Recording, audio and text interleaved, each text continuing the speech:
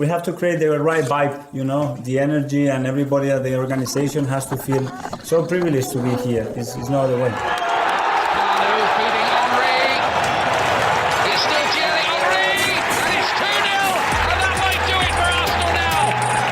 Thanks for listening to the Purely Arsenal podcast. Please follow us on Twitter at Purely Arsenal FP for all the latest Arsenal podcasts. Welcome to the first edition of a Purely Arsenal FP podcast of the season. We're here to review a 1-0 bashing of Manchester United at Old Trafford. I'm joined by Neil Shah, my always regular Neil. This must be like our 14th season or something here. How many years have we been doing this? Neil, how are you? Welcome.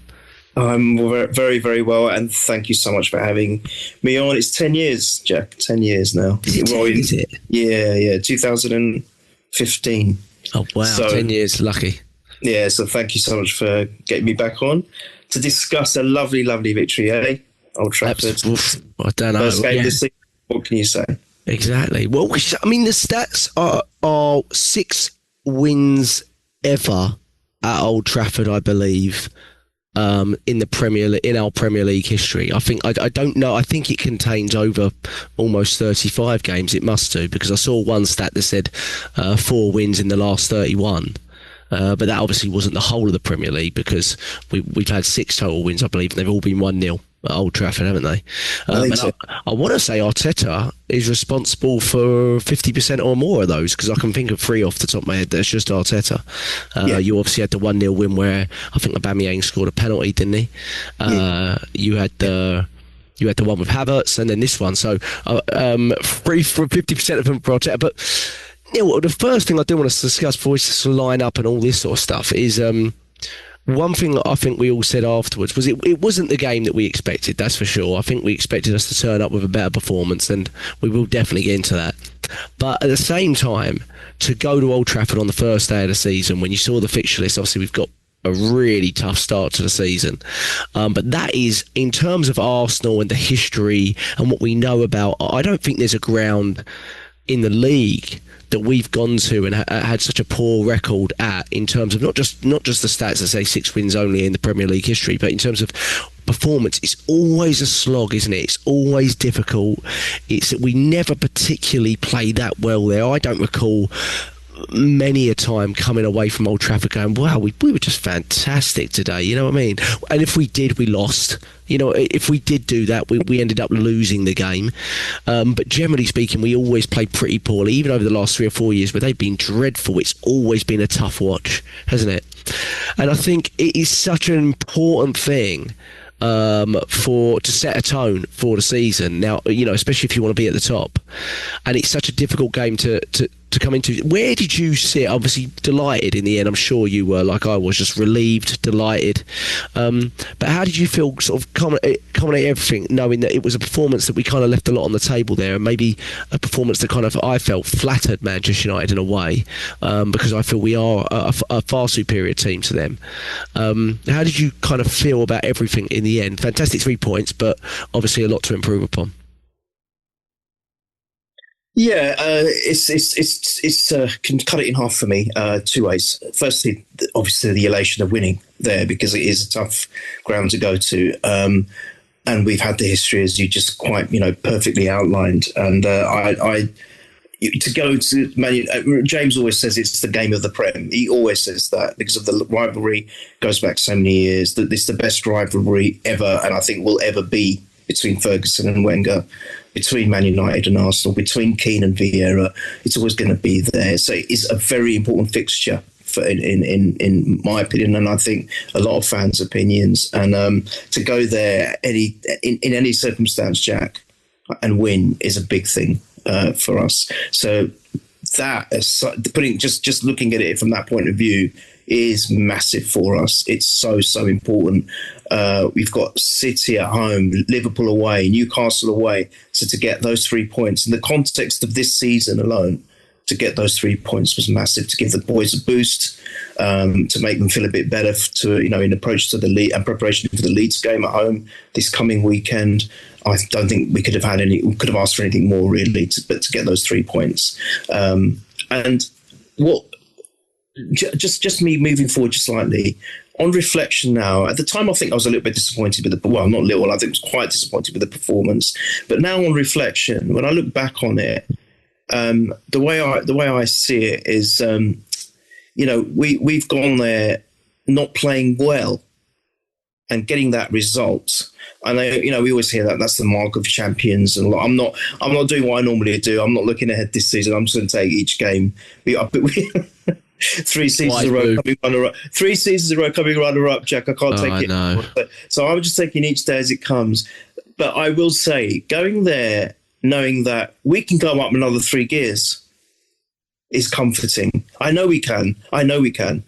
But they're probably already out there now. Well, the performance they gave, that's probably, they might get a bit better with, we haven't seen their star striker yet, hit form. We only saw a little bit of him.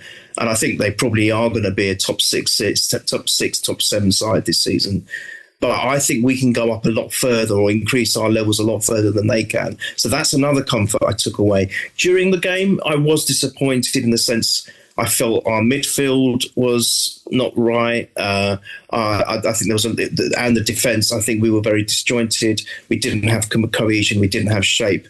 We looked out of sorts, in my opinion. There was only 2 or 3 players that I think can come away with that game with real sort of satisfaction and pride. It was disappointing to see Rice, Saka, Martinelli, players like that, I think were just misfiring. They just weren't at the races. Some of the players looked leggy, and I'm sorry, and if it's about it not being because they're at match fitness yet, I don't agree with that, Jack. They should be at match fitness, especially with a game at Old Trafford to start there. One of the biggest games, if not the biggest game of the season, as we've kind of alluded to. And I think you have to be ready. That's what pre-season is for. But having said all of that, it's 3 points at Old Trafford. Normally in any circumstance, we would be jumping for joy. And I think we are.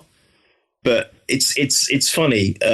We've come such a long way to the hammerings we used to get from all the big 6. We haven't lost to them in 1,000 days or something like that, 22 games. We've not lost to the big 6. And before we used to get pounded, didn't we? 6-0, 5-0, 6-1, 8-2. And now we're disappointed when we beat them, and we're still thinking we're criticising them. I think that's not a bad thing in a way, because it shows that we can do better. But that's how I felt about it. Yeah, Arteta said, no, you're spot on. And Arteta said as much. He said, I walk in there, I can feel they're a little down, but we've gone and won.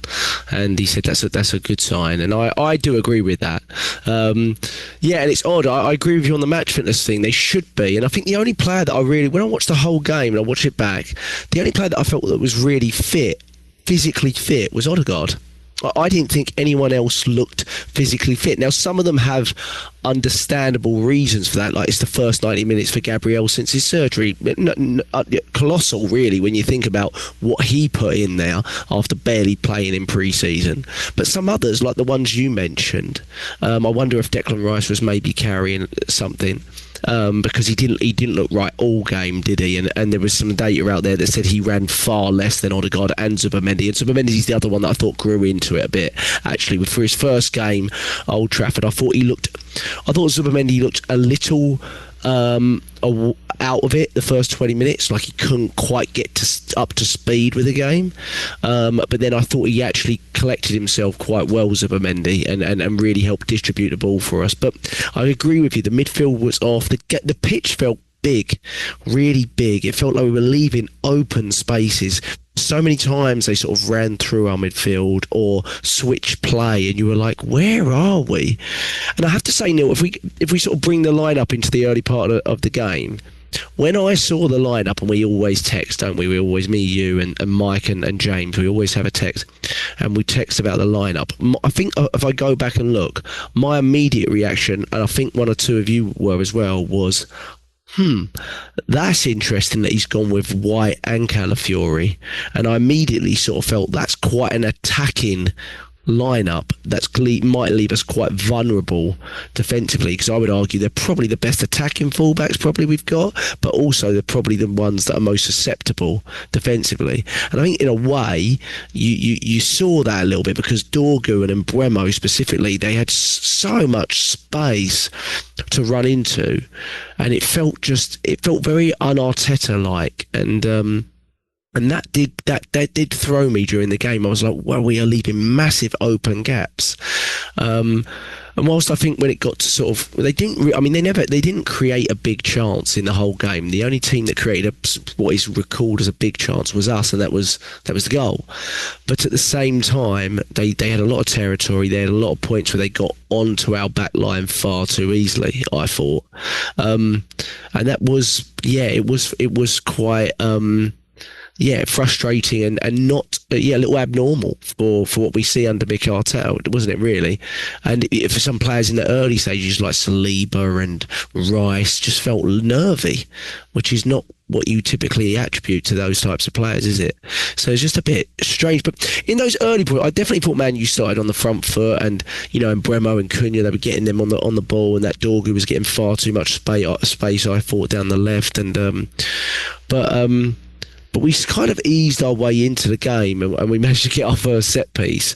I guess we should talk, because it's really early in the game. It is a great, it's terrible goalkeeping, but it's a great set piece from Rice again. I think we've scored 11 more set pieces since 2023 than anyone in the league. And I think, is that something that Calafiori gives you, Neil? Because as good as Lewis Skelly is, Calafiori is a player that is... he gets goals. He's very good in the air. Going forward, he's somewhat of a maverick going forward, and he's we used to think of Zinchenko maybe in this sort of light when we first bought him, but Calafiori's like almost an unknown. You're kind of watching him going, this guy offers so much going forward. I don't even know if we know exactly what he offers. And Mikel Arteta speaks so glaringly, so much praise with what this player could offer us. I thought he had a very positive first half, irrespective of the goal, Neil, even though he did have some defensive vulnerabilities. But if he can stay fit, Neil, he could be a really incredible player for us, couldn't he? But that is the big question mark. Yeah. I'm glad you brought him up, because he's one of my three, which potentially could have been man of the match. It's him, Raya and Odegaard. I thought there were the three candidates for man of the match. I think Raya got it, didn't he? Officially got it. I think some people said it was Odegaard, but I think Raya actually got the man of the match. I think I know you guys think. Well, I guess I am joking. I still think he should swap places with Martinelli. I think Martinelli's fantastic as a defender. I think Martinelli, sadly for me, hasn't progressed as a forward. I just don't see it. I know he's still very young. It feels like he's been around for years, like Saka has. But for me, the best I saw of Martinelli was when he was under Unai and he was partnering with Tierney, if you remember, way back then. And I thought, wow, what a player he is. But since then, I just don't feel as a striker I'm talking about, he's progressed as much as I might have liked. I'm probably being harsh, and hopefully against Leeds he'll score a hat-trick and he'll just shut me up. That'll be perfect. Defensively, I've got no argument against him. Like you always say, look at his work when he tracks back. But Calafiore, for me, is just so unbelievable in the sense that he gives us something very unpredictable. That's the thing about him. And he's got big strides. He can cover a lot of ground very quickly. And if you remember, if we go now talk about the first goal, how was the corner created? It was all his work. It's the work that he did, which actually, when you look at it, that's what Martinelli should have been doing. That was his position, and he was up there, and he got a great tackle in, and he won the ball, which then I think eventually went for the corner. I think that was from Odegaard, wasn't it? He collected the pass from him, I think. I can't remember from the tackle, but whoever it was, it then went... Yes, he was the one that won it, yeah. There you go. Yeah. And And I just think he was doing that pretty much all game. The problem with that is, of course, he was leaving those gaps at the back, and you're right. Yeah. That was worrying, and I think it was happening again on the right hand side as well with White. So you're absolutely spot on. And it was just digressing very, very quickly. I was concerned with how some of their players were dissecting our whole midfield and defence so easily. There was 3 or 4 occasions where they ran right through the middle. One was quite late on, wasn't it? And I was like, oh my God. And of course, one of those shots hit the post. So that is something we've got to sort out immediately. Yeah. It's something we can work on. That has to be, not completely put, it's got to be nailed right away, because we can't afford to be doing that. Another team would have taken advantage and scored maybe 2 or 3 goals, Jack. Yeah.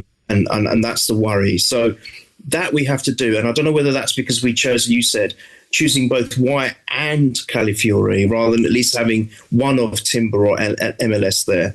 Because when they both came on, I think that helped. They did. They grew into their game more so in the second half. I don't think they were there in the first half. And maybe I've been a bit unkind to Gabriel there, because I completely forgot that he's come back from an injury.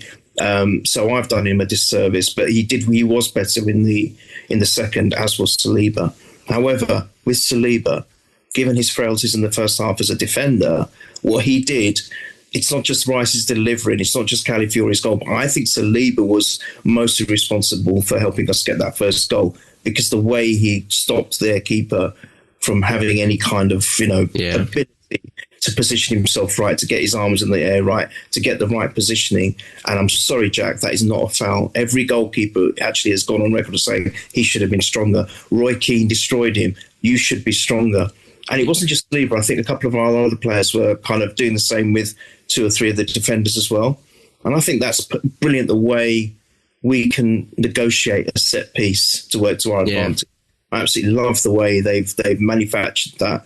And of course, Calafiori in the right position, just probably one of the easiest goals he's ever going to score. Yeah. But that's down to the work that we did in the box to allow him to do that. So I've got to give a lot of credit to Saliba for that goal, as well as the delivery, which was literally coming under the crossbar, wasn't it? It was a really good...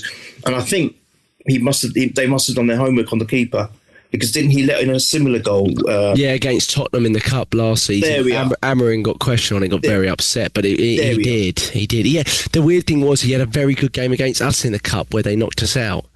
But we were so poor in that game for large periods, and we never really took advantage. But Calafiori does offer that, doesn't he, Neil? Because if you remember back at when we played Man City, which people seem to forget the first half of that game, because all they remember was us sitting into a deep block when we got a red card that shouldn't have been away at Man City, and Calafiori scored that amazing goal.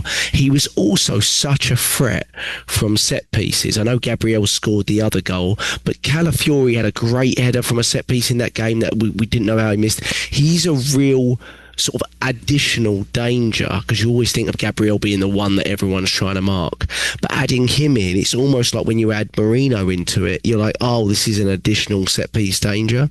And it's such a weapon, because we're already very, very dangerous from set pieces.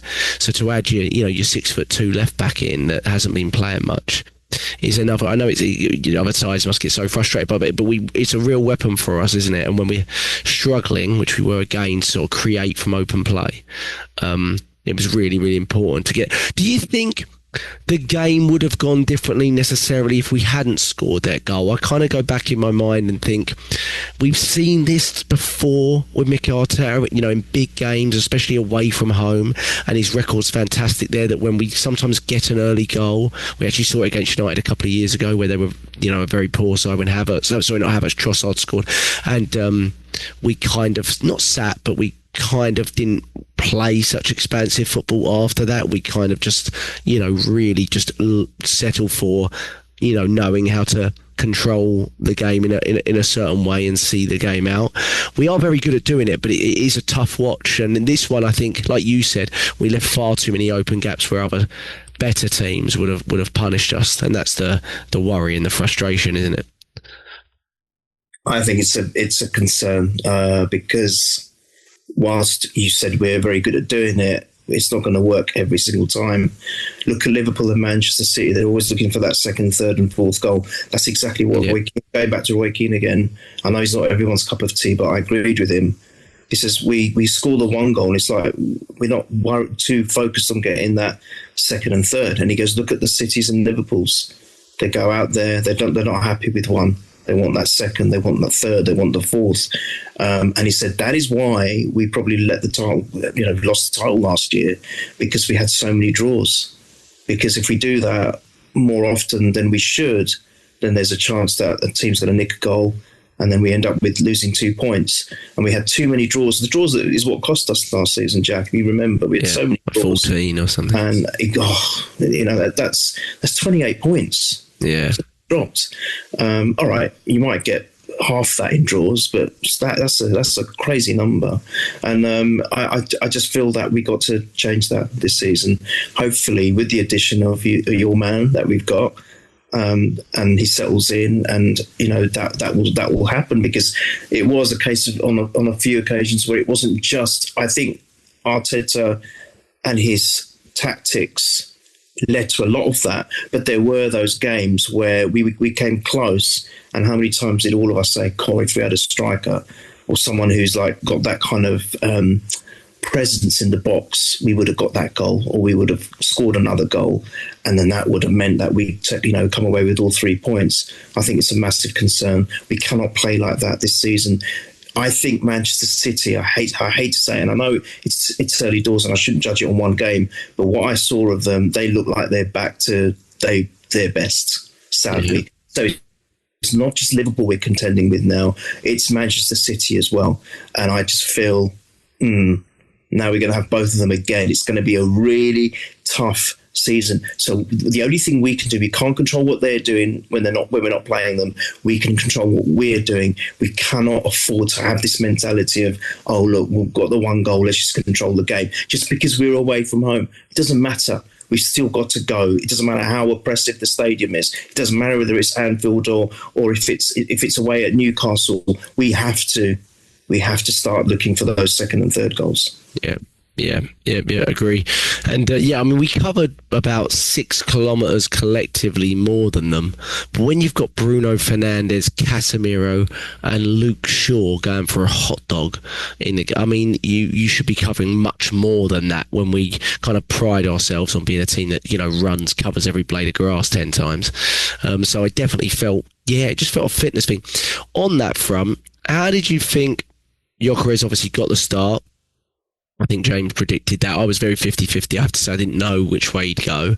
How do you think he wasn't massively involved, Gyökeres? We have to say that. He played about 70 minutes, 65 minutes, I think. He only had sort of 22 touches in that time. And he didn't really manage to make an impact there. Obviously, it's going to take time. I definitely don't think he looks physically fit, but I partly also sort of blame our team, because I don't know if you've seen that video clip of us having about 8 to 9 transitions in this game where we basically moved. And what is positive about that is we're clearly trying to play faster, because there's some data out there, I don't know if James sent it to you, that says over this weekend, and that's the only data we've got for this season at the moment, our speed of our attack was faster than anyone else in the league. But again, we were so wasteful with the final ball, the final action, and the fact that none of those came, you can think of all of them off the top of your heads. The one where Saka was put through and got tackled by Mount, the Odegaard one where he held the ball too long, Martinelli kicking the ball out of play. You can think of all of the ones that happen in this game, but we're still not a very intelligent team, I don't think, and I think Saka is probably the exception, though he had a really poor game, I thought.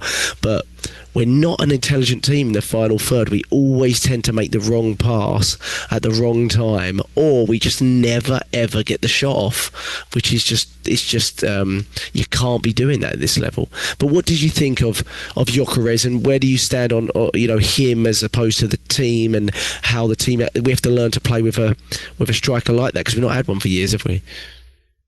No. I firstly, I agree with everything you just said. I'm totally in line with that. I think it's a two-way thing. I don't think it's about firstly with him, I don't think we have to completely adapt to him.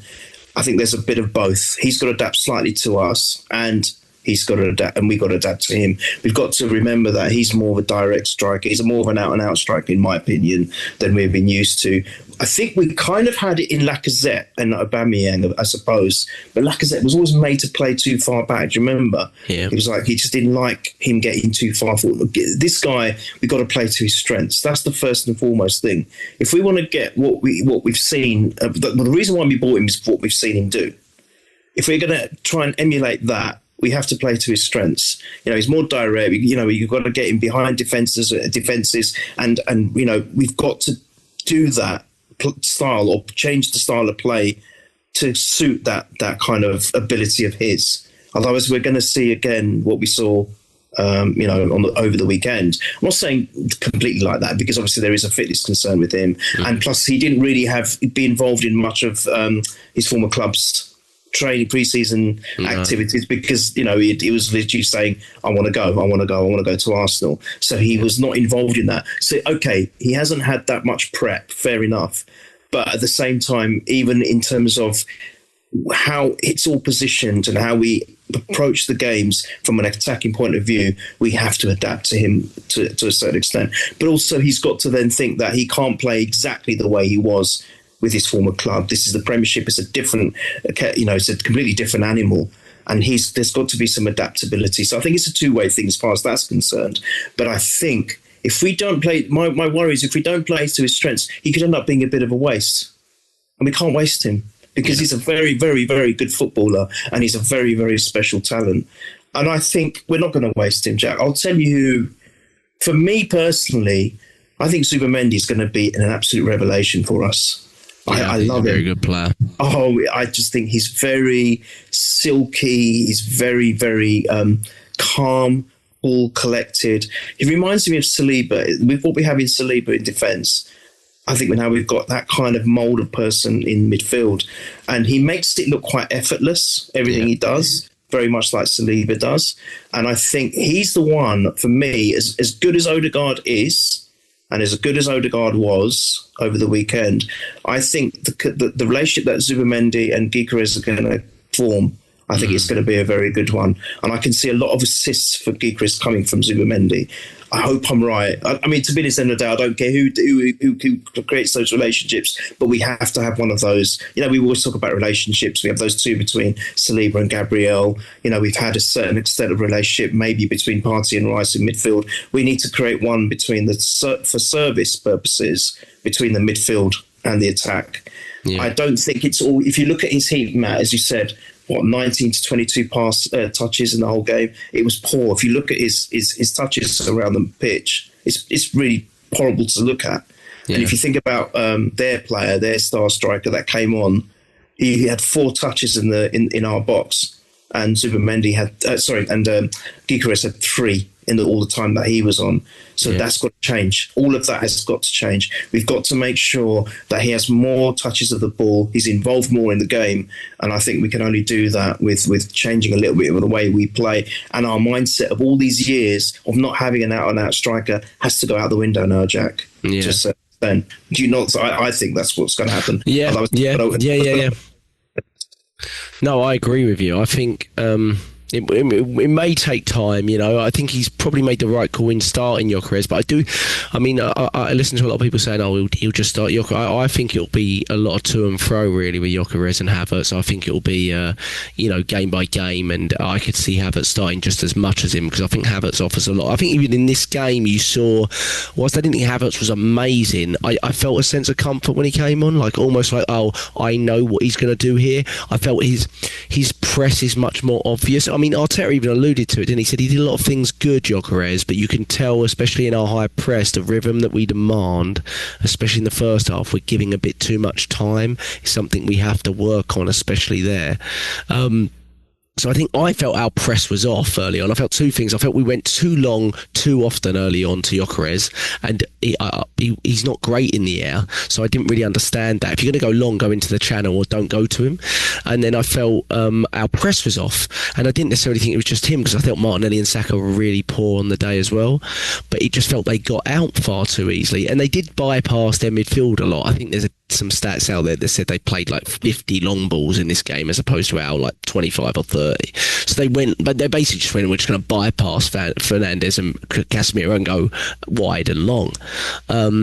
But I felt we still let them do it too easily. We didn't pressure the ball, and we let them do it far too easily. But I mean, in the first half, like I said, they didn't have many great chances. But that save from Raya from Cunha's shot, I thought it was a fantastic save. I have to say, I don't know. I don't think Rice looks fantastic for it. We let a couple of times. We just let Cunha run through us, and I didn't think Rice covered himself in glory for that one either.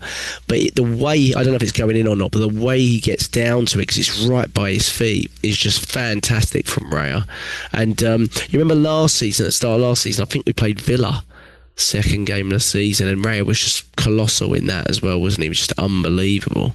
But again, he was terrific. I mean, it was only that one and maybe the Embremo header in the second half that I really remember testing him. I actually think they only had 2 shots that he actually had to make a proper save in, which were those 2. I think everything else went wide or just dribbled towards him. It wasn't like they were peppering our goal with amazing shots, but then of course they hit the post and stuff like that.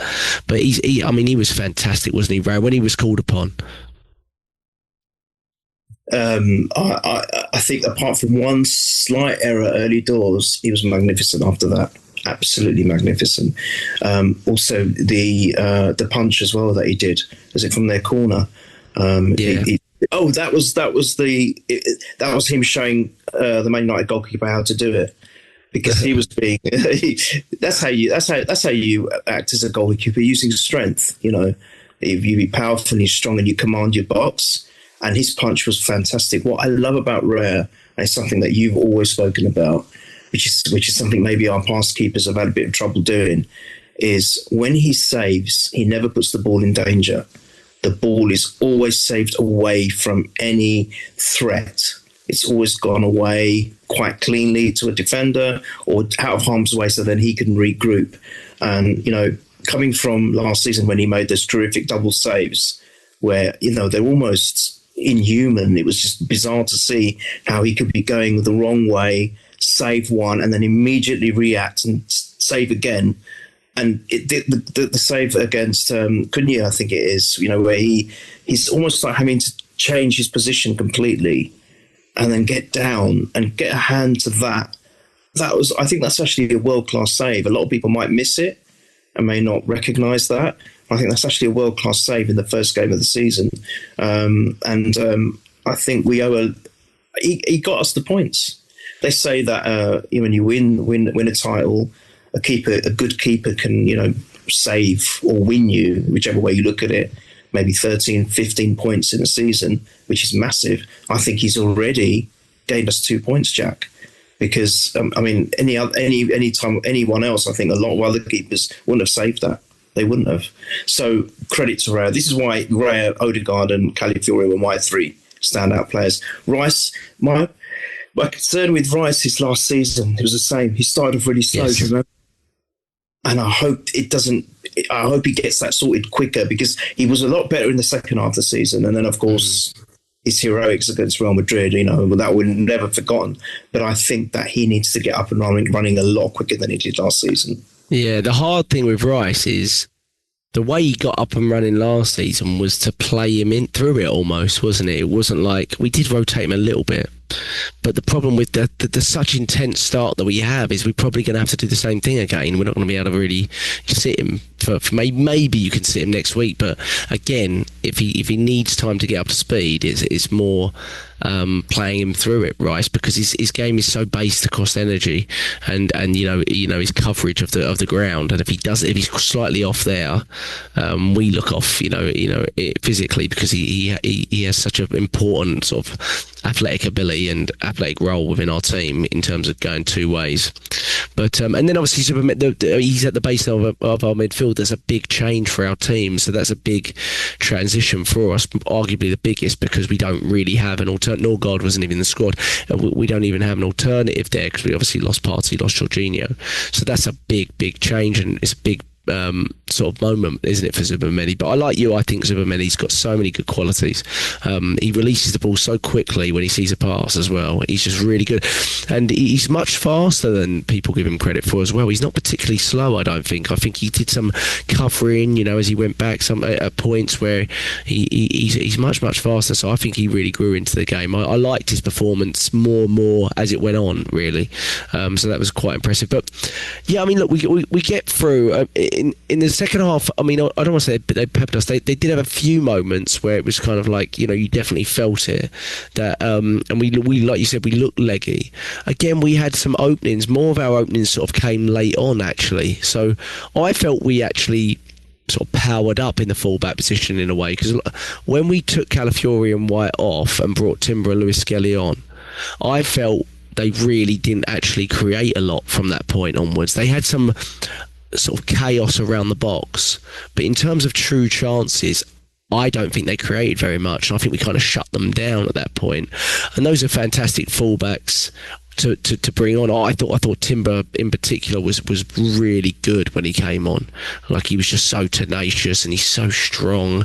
And I think he's one that we do need to ease in, because he has only recently had surgery and barely had a pre-season. So I think it was the right decision in a way. But I do see the vulnerabilities offensively with White. I know he has that ability to get forward and a lot more overlapping runs and things like that. But I think I've always said Timber's attacking qualities are slightly underrated anyway. So I think he's the best fullback in the league, Timber, and I think it's just a matter of time about easing him in before he plays. But what did you think of the subs, though, generally, Neil? We had obviously Timber, Lewis Skelly, Madueke making his debut. Only ever played on the left wing, by the way, so far. So that I wonder if that's a real indicator as to where his future lies positionally.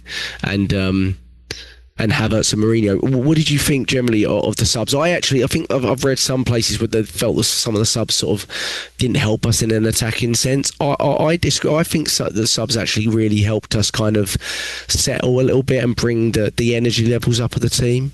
But I don't know what you thought. I thought the subs brought the balance to the game, but balance to our team a lot better.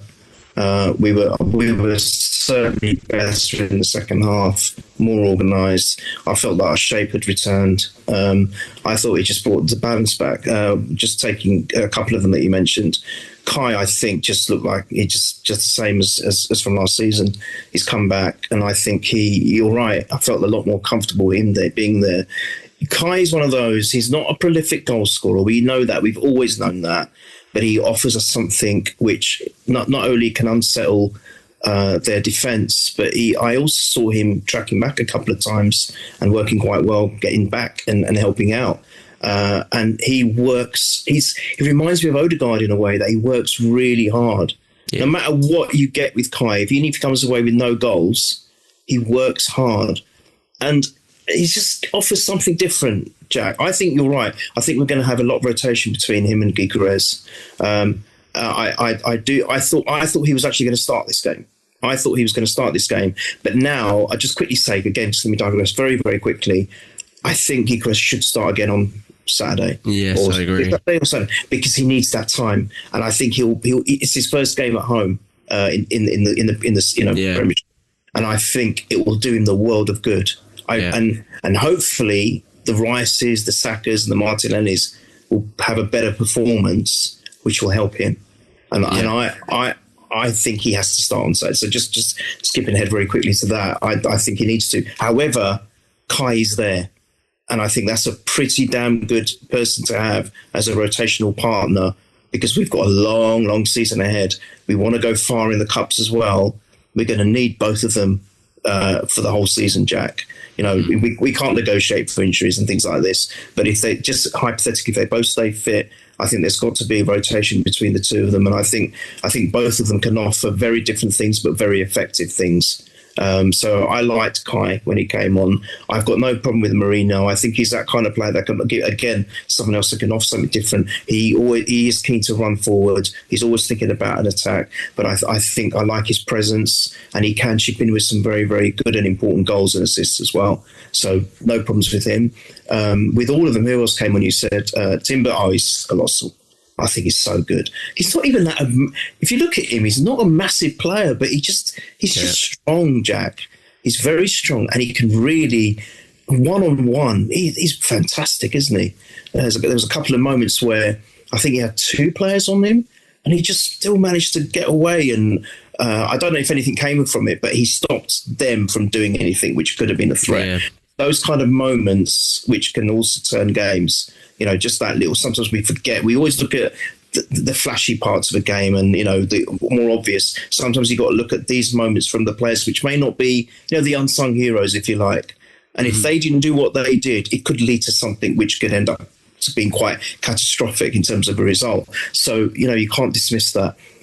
Miles Lewis-Skelly, I love. I think he's going to be a world-class player. The only thing I worry about him is he's got to get that thing out of his head, which leads to yellow cards. Almost like he's getting a reputation. Yeah.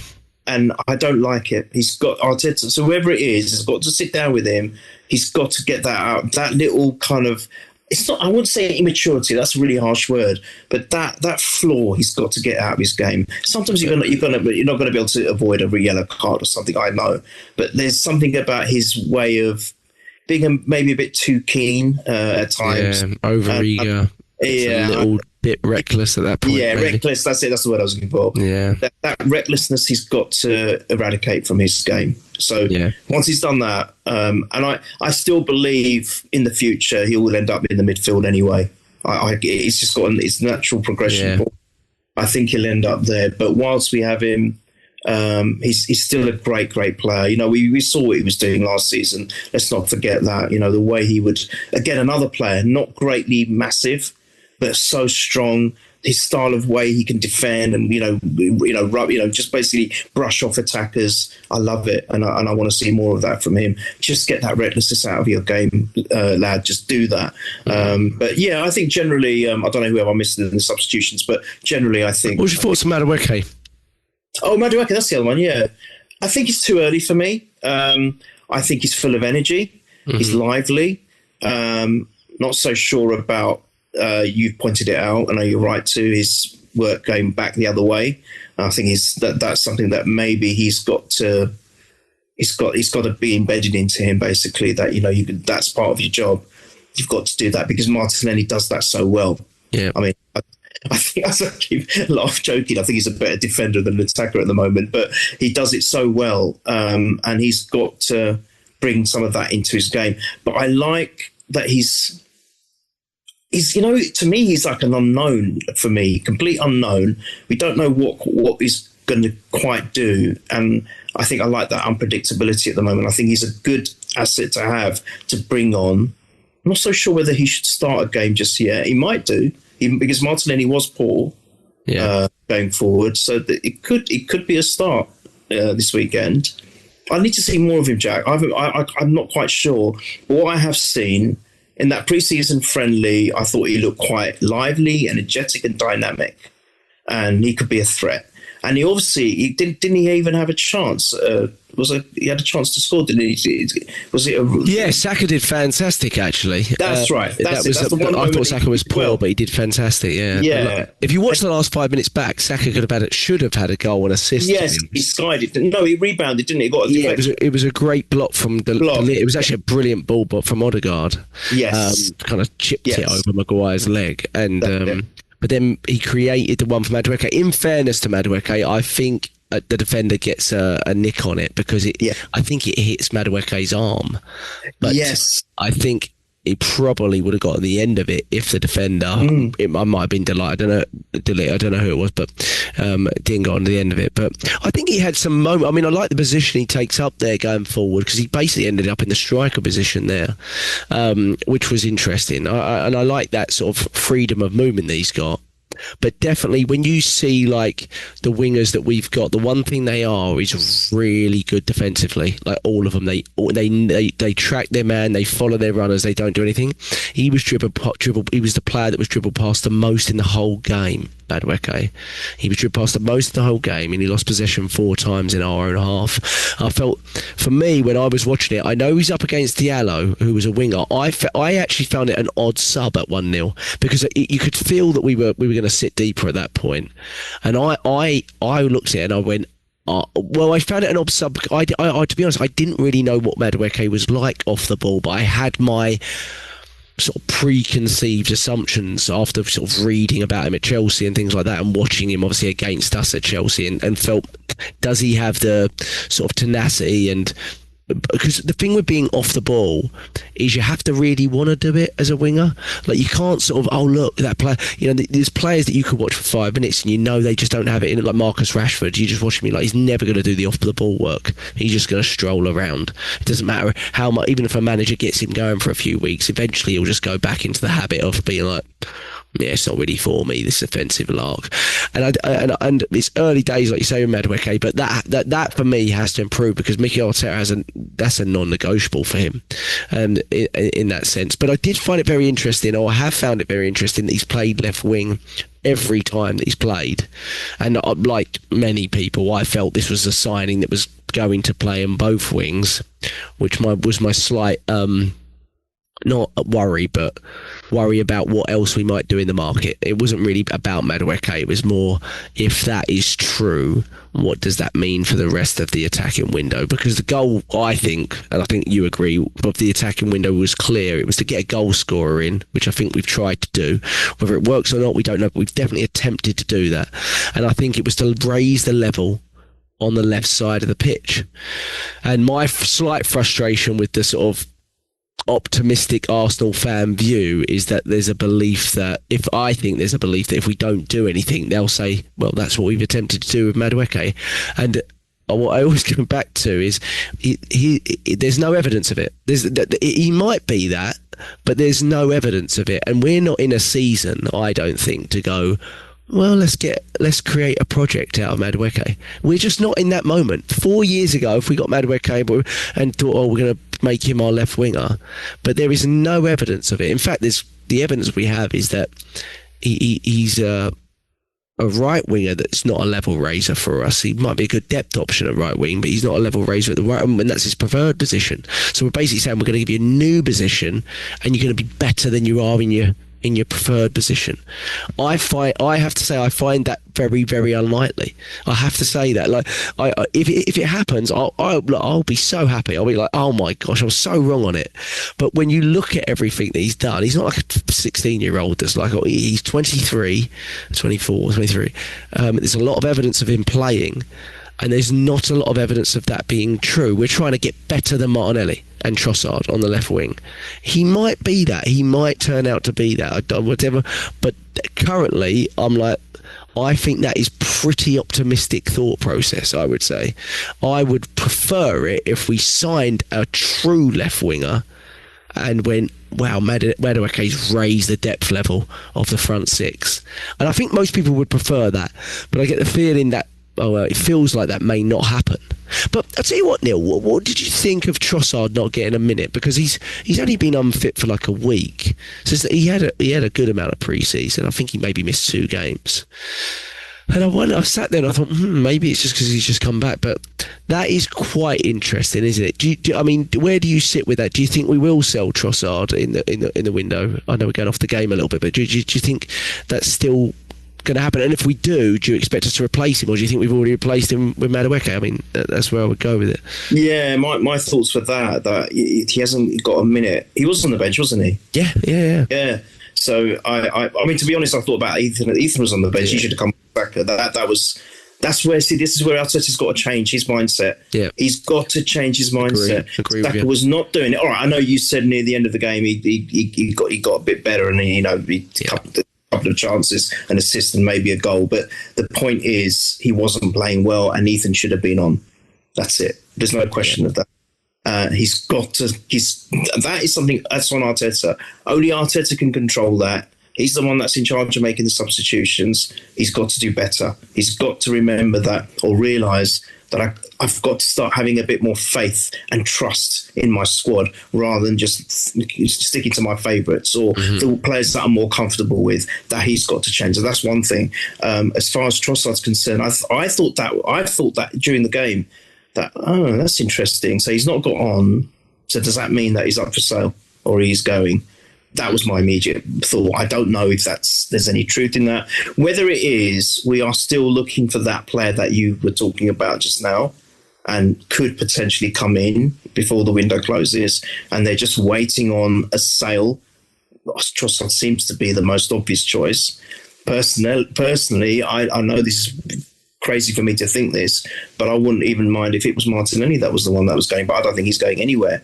So who's left? It is only Trossard, isn't it? Yeah. So my gut feeling is, and it could be completely wrong, it probably is we're looking maybe to see if we can get a player at the 11th hour to be that person that you again. I think you said it brilliantly. I think you're right. I think we are not in a position to be experimenting or taking risks.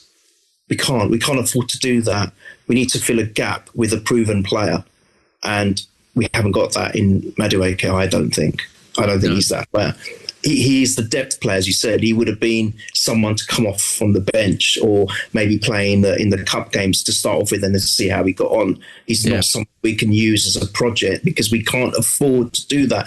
This league, I think, is going to be of a very high quality. There's been some terrific signings from other clubs. And I think there's the 2 or 3 teams are very, very hungry to do well.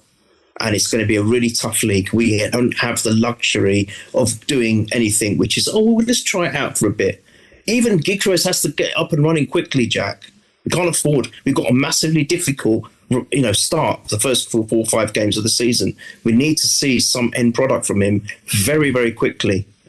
So we can't afford to mess about with anything. So I think there is something in this that maybe they're waiting to see if we get someone in, and then it could be, and we can only fulfill that if someone like Trossard goes, Jack. Yeah.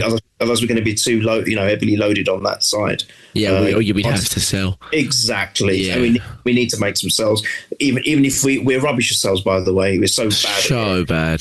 But the only thing we can is a positive is that it relaxes the wages. Not the actual fee, but the wages is relaxed, and we need to do that if we're going to get anyone else in. If we don't get anyone else in, then I'm not quite sure where we stand with it. So we have 3 players potentially on the left-hand side that we have to. Doesn't sit right either, does it? No, it does. It doesn't feel right to me. No. And also, the weird thing is.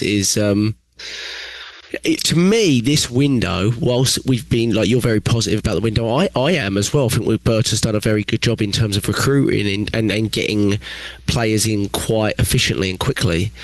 But if you look at what we identified and then what we got, you could argue in many an area we went cheaper than originally planned. So, for example, we wanted this goalkeeper from Espanyol, Garcia, for 25 million. We went for Kepa, 5 million, no problem. But that was a saving idea. The idea there was to save. You can even argue Gyökeres as opposed to Sesko the idea was really to save 20 million. We couldn't do the deal for Sesko because he was an extra 25 million, so we saved there again. And I feel in a lot of areas, even Mascara as opposed to the other centre backs we were looking at, like Hato and people like that, Mascara we ended up getting for 15 million, something like that. We saved. So in a lot of areas we've saved, and I feel like surely we've done that in all those areas so we can get the one additional attacker that we really need. And part of me thinks I really hope that's true, because I believed that earlier in the window. I believe this is what we're trying to do. We're trying to cover so many areas. We're going to try and get that third attacker that we really need. It's probably the number 1 or 2 needs out of the attack, but we're going to get that one eventually. But then even if we do that, I'll look at Madueke and go, that's a very expensive backup option. Do you know what I mean? Especially when you've got the best kid in the country at 15 coming through in the same position. So then it will throw me again, and I'll be like, was that the best use of resource, really? So no matter what we do this window, look, don't get me wrong, if we sign another attacker, we went for Eze or even just another player that's proven on the left wing clearly in in Europe or in the league, I would not moan at all. I'd say you've done all what you can. Just because you've identified players that maybe I didn't think were ideal for us, you've done all that you can to support this manager and to give us every tool we can in an attacking sense. But I have to say, when I watched Cunha yesterday, I wouldn't say that's exactly what we lacked, but we don't really have that type of player, a player that is kind of an individual. We have Mavericks at left back, but we don't have the individual player in attack that just can take 2-3 and do, something out of nothing. And I think we lack that. I think Eze has that to a certain degree. It sounds like he's going to go to Tottenham now, and the rumour is that kind of died a death once Ranieri signed his contract. But again, like you say, Neil, if that's true, then play Ranieri, because Eze would have played yesterday, right?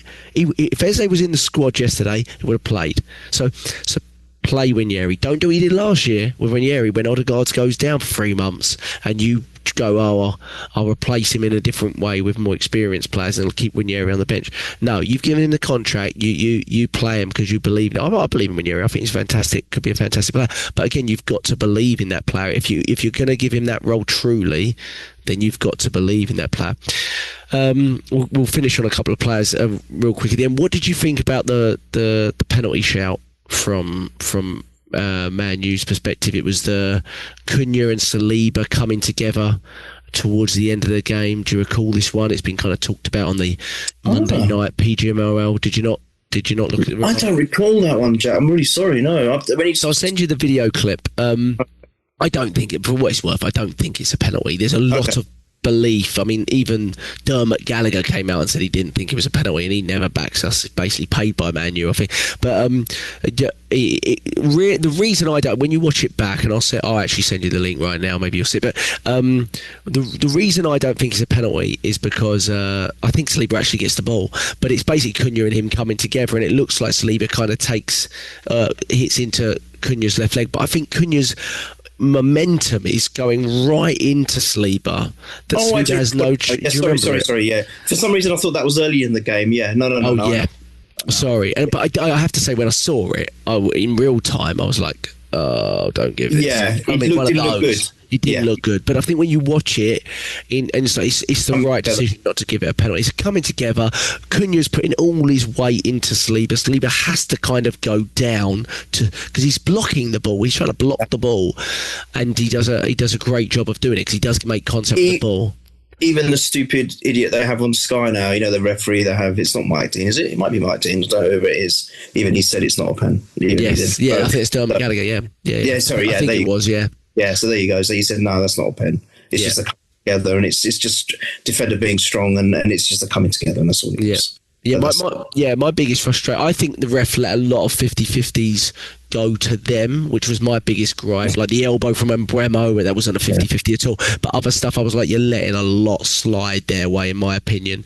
And the other thing was, we were through in the first half on a borderline offside, and he blew the whistle, and you're not supposed to do that. Oh, that was terrible. Right. I think he probably was off, Neil, but you're supposed to let that play go. Yeah. Yes. And I don't know what someone said to me, is that there's the rule change? I went, no, they decided to blow up on that. You're supposed to, if that's borderline and the ref thinks it is, you let that play through and then you call it back. And that's what's always been the case. And I did not agree with that at all. But no, I mean, they didn't create, like we said, when the subs came on, credit to the subs, although I did feel, we were a little bit vulnerable on the left wing because that's where Martinelli is really strong defensively.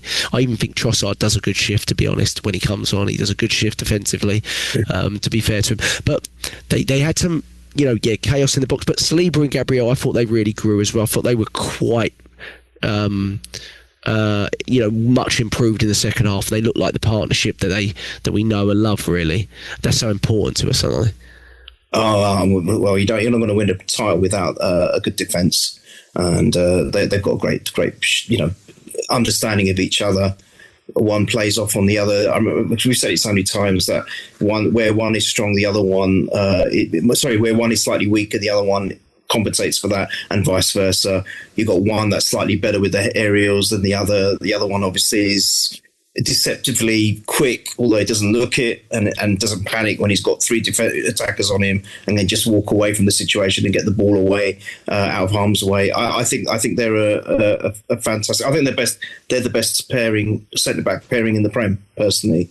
And I think just because they had a bad first half it's not an indication of anything, Jack. They'll come good.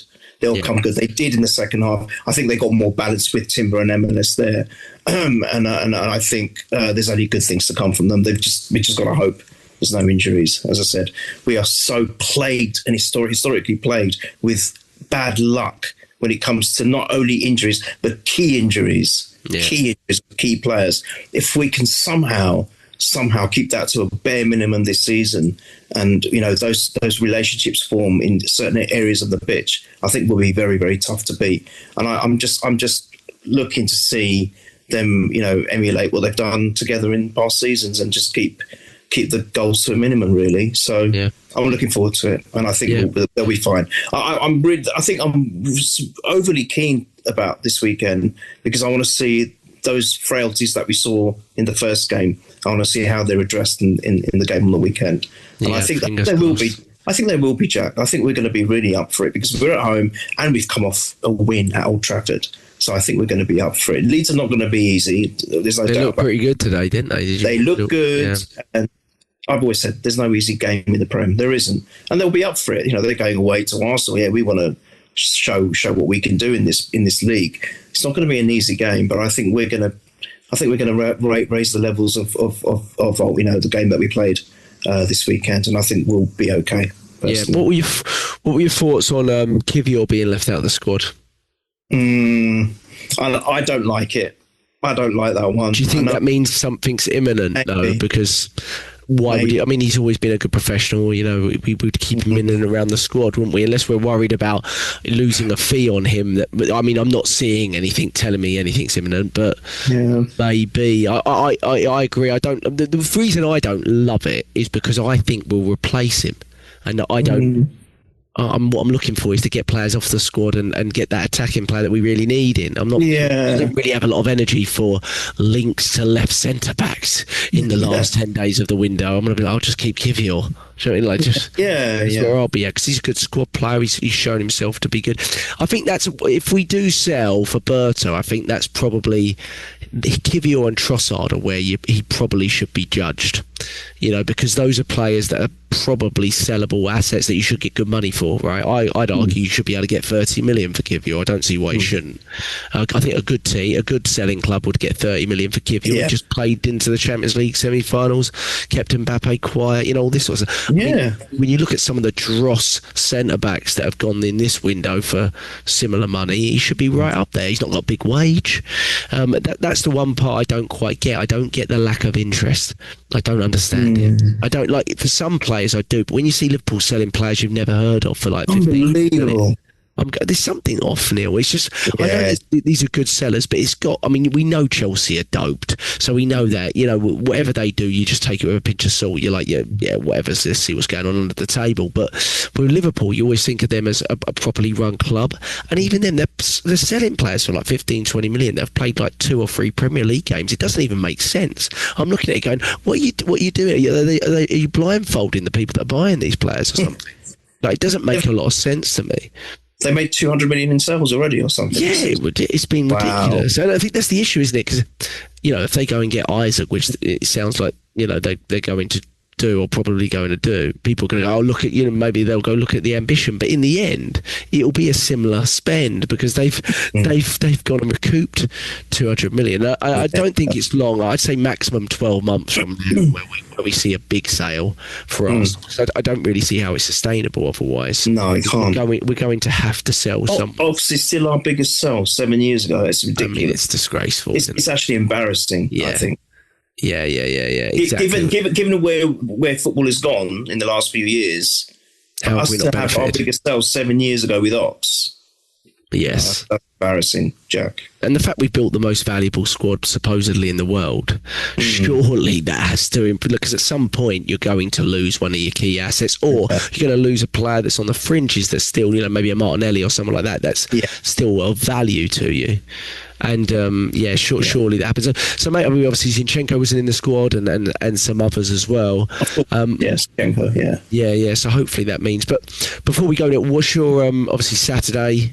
Leeds at home, they did look good. They absolutely pummeled Everton, and 1-0. Really, it should have been a lot more. But what's your prediction for Arsenal Leeds home? I think it's a Saturday. It's not a 3:30. I think it's a 5:30. Yeah, I think it's 5:30. You're right.